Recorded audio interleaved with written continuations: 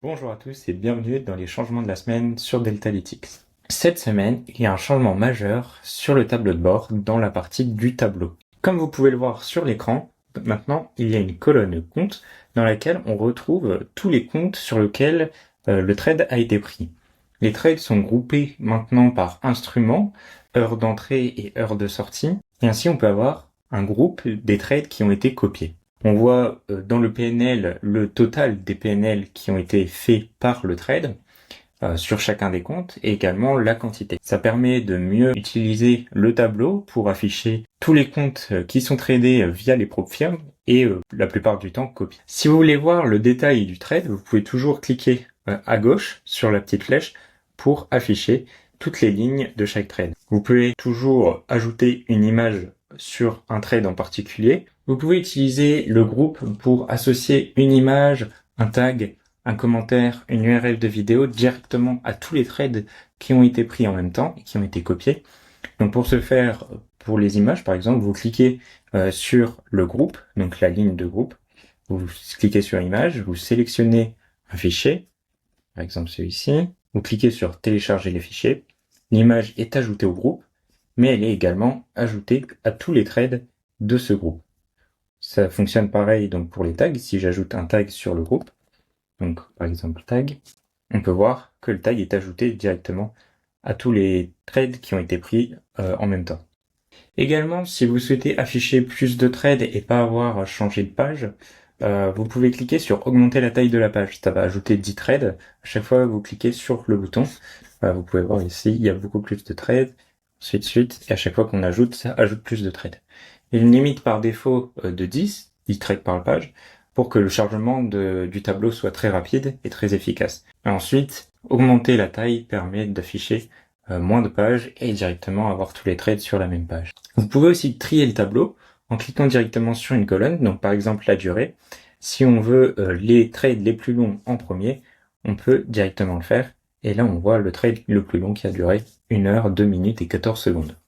On peut faire dans l'autre sens également en faisant ascendant et on voit donc les trades de 1 seconde, 2 secondes, etc. Cela fonctionne également sur la direction, on peut le faire. Ici, on voit du coup qu'on va avoir les longs dans un premier temps et ensuite tout en bas les shorts. Vous avez également la possibilité de masquer une colonne, donc si vous voulez que le tableau soit plus lisible, en cliquant directement sur la colonne et en cliquant sur Hide, masquer. Donc la colonne va se masquer et vous aurez ainsi plus de place. Il faut savoir qu'à chaque rechargement de la page, le tableau se remet par défaut. Un autre changement qui a été fait cette semaine sur la partie widget prop firm, on peut donc l'ajouter toujours en cliquant sur plus et dans tableau, ou à présent sur ce tableau, si vous renseignez une date de réinitialisation, vous verrez le nombre de jours avant la réinitialisation. Vous verrez que ce nombre de jours va devenir rouge dans les 5 jours avant la réinitialisation, ce qui va attirer votre œil pour savoir si vous devez le continuer ou en reprendre un autre, car parfois si le capital est en dessous du capital initial, il vaut mieux reprendre un autre compte que de continuer avec celui-ci. Cela s'effectue directement en cliquant sur le compte et en renseignant la date de réinitialisation. Pour le moment, la date de réinitialisation, il faut la mettre à jour à chaque fois qu'on la dépasse pour réinitialiser le compteur.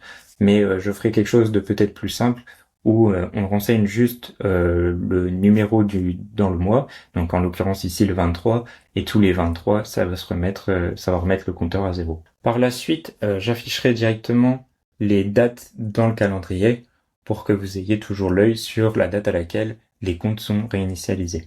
Comme on peut le voir, la semaine de trading a été plutôt légère, étant donné que le 1er mai, je n'ai pas tradé, le 2 mai, je n'ai pas tradé non plus, et le lundi, mardi et mercredi, c'était plutôt léger. Lundi et mardi, j'ai pris quelques pertes, mais maîtrisées. On voit ici que j'ai des comptes en plus, donc toujours mes comptes chez Fidias, les 3, et le compte chez The Futures Desk. Donc on voit des pertes, mais les pertes restent maîtrisées. Je continuerai à trader bien sûr ce mois-ci, ce mois de mai, dès la semaine prochaine notamment. Et donc on verra ensemble l'évolution du trading. La semaine à venir, je vais me concentrer surtout sur la partie intelligence artificielle et journal de trading, avec, je l'espère, un widget qui verra jour sur tout ce qui est avant session et après session. Je vous tiendrai au courant la semaine prochaine sur ce widget. Je vous souhaite à tous une très belle semaine de trading et à la semaine prochaine.